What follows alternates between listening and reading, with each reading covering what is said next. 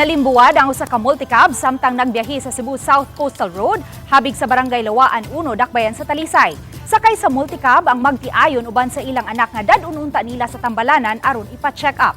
Nakuhaan sa CCTV camera ang kinatibuk-ang panghitabo samtang nagsubay sila sa hawan nga daan. Sa pag-abot sa eskina sa Lawaan 1, giingong misuway og tamak sa brake ang nagmaneho sa multicab apan giingong wa mo pa ang brake. Inay muhunong ang sakyanan, mihanoy ang dagan ini paingon sa sidewalk ug gibangga sa gutter nga mo'y hinungdan sa pagkalimbuwad sa multicab. Dali nga gitabang ang pamilya ug gidala sila sa Tambalanan.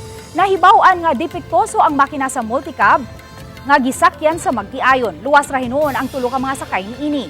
Pahimangno ni Joy Tumulak, pangu sa City of Talisay Traffic Operations Development Authority kon City Toda nga susihon yung daan ang mga sakyanan sa dili pa kini ibiyahe.